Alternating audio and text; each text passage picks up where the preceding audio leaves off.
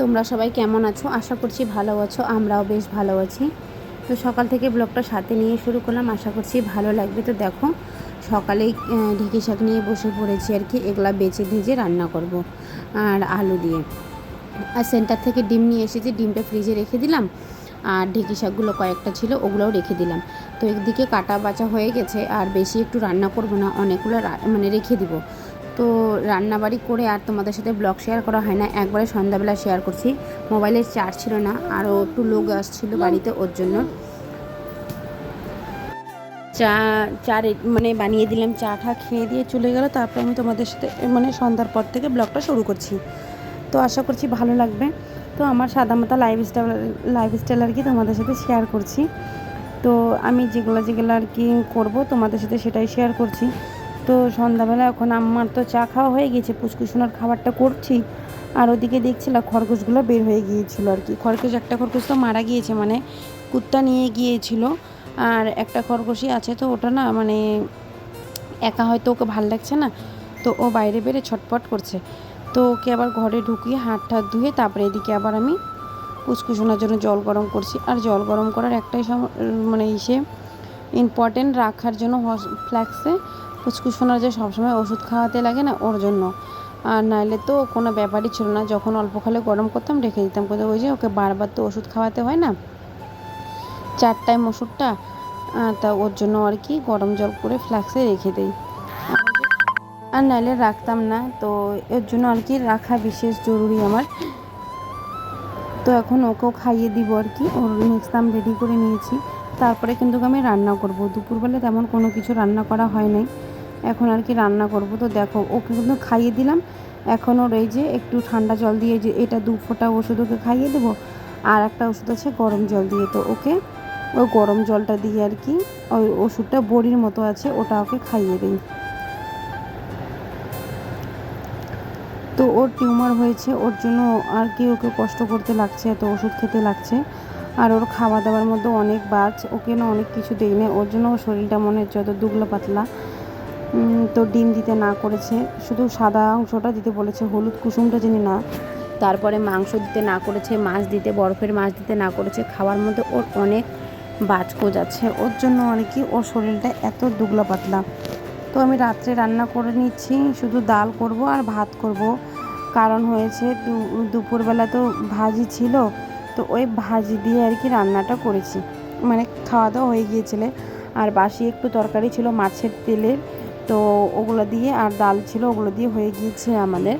আর এখন রাত্রেবেলা একটু করে নিয়েছি, রাত্রেবেলা তো খেতেই লাগবে। তো রাত্রেবেলা আমি যদি জানতাম যে আমার হাজব্যান্ড বিরিয়ানি নিয়ে আসবে, তো আবারও রান্না করতাম না। কারণ কি বলো তো বন্ধুরা, রাত্রেবেলা না আবার বিরিয়ানি নিয়ে আসে। তো এই দেখো এগুলা কিন্তু বিকালবেলা জল নিয়ে এসেছিলো হাজব্যান্ড, স্নান করে একবারে জল নিয়ে এসেছিলো। তো ভাবলাম কি এখনই শেয়ার করি আর তোমাদের সাথে, মানে শেয়ারও করি আর বের করি ঝোলার থেকে। তো তখন থেকে আর কি বের করে রাখিনি, তো এখন আর কি বের করে রাখছি, তোমাদের সাথে শেয়ারও করছি। আর এখান থেকে যে 3টা ছোটো ছোটো বোতল আছে, ওগুলো ফ্রিজে নিয়ে যেয়ে রেখে দেবো। এদিকে আমার কিন্তু ডাল হয়ে মানে সিটি মারছে আর কি, ওই যে দেখতেই পারছো। তো ডাল হয়ে গেছে আর কি।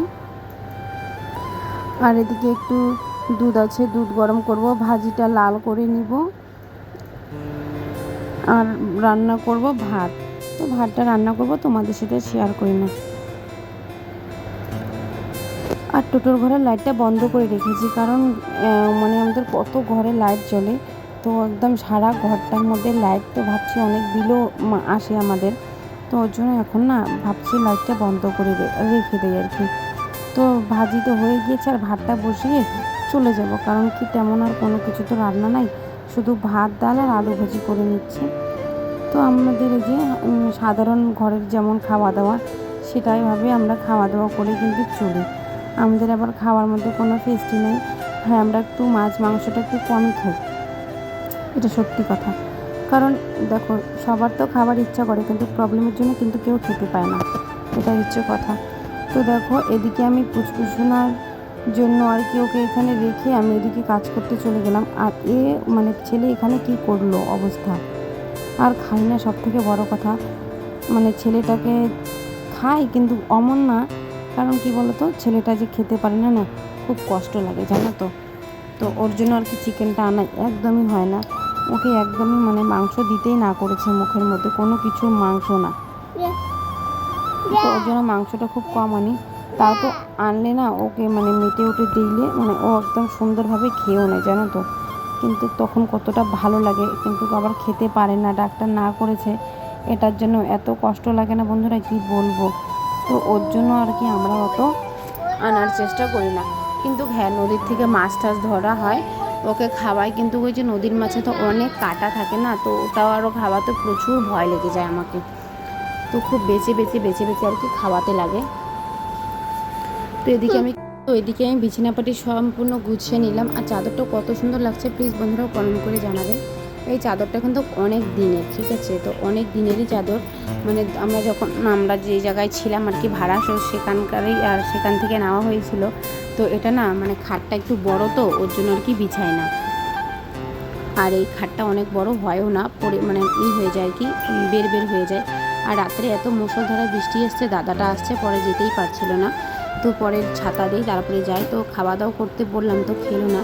তো বললাম না রাত্রে তোমার দাদাভাই দেখো কী নিয়ে আসে, বিরিয়ানি নিয়ে আসছিলো আর কি, নতুন একটা দোকান ওপেনিং হয়েছিল নাকি, তো এই যে 1 প্লেট বিরিয়ানি আর নিয়ে এসেছিলো। আমি এখানে ভয়ে যাচ্ছি, ছেলেটা এত দুষ্টামি করছে না কি বলবো। তো করে দেখো এখন ভয়ে যাচ্ছি, এখনও দুষ্টামি করছি।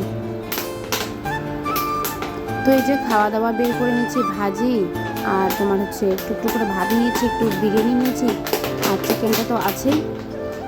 চিকেনটা খাওয়ার জন্য ছিল এমন করছিল না, তারপরে কী করলাম, ওকে হাড্ডিতে বের করে দিলাম। কি করব, এতটা খারাপ লাগে না, বললাম না তোমাদের যে কেন আমরা এত খাই না। রাত্রে ঘুমানোর সময় পায়ের মধ্যে এত জোরে ব্যথা পেয়েছি কি বলবো আর। তারপরে তো হাজবেন্ড বরফ নিয়ে এসে বরফ লাগিয়ে দিল। তো ব্লগটা বেশি বড় করবো না বন্ধুরা, এখানেই শেষ করছি। তোমরা ভালো থেকো, সুস্থ থেকো, আর ব্লগটা কেমন লেগেছে প্লিজ বন্ধুরা কমেন্ট করতে ভুলো না। একটা কমেন্ট করে দিও, একটা লাইক করে দিও, আর পারলে একটু বন্ধুদের সাথে শেয়ার করে দিও। আর আমার তোমাদের অনেক সাপোর্ট দরকার, প্লিজ আমাকে তোমরা সাপোর্ট করো, আর আমাকে এভাবেই সাপোর্ট করো, এভাবেই ভালোবাসা দিও প্লিজ। তোমাদের ভালোবাসায় আমি আরও এগোতে পারবো। তোমরা যদি আমাকে সাপোর্ট না করো, ভালোবাসা না দাও, আমি কিন্তু কোনোদিনই এগোতে পারবো না। তো হাজবেন্ড আমার পায়ের জন্য অনেক চিন্তিত, দেখতেই পারছো কত বরফ লাগিয়ে দিচ্ছে, বহুত জোরে ব্যথা পেয়েছি বন্ধুরা।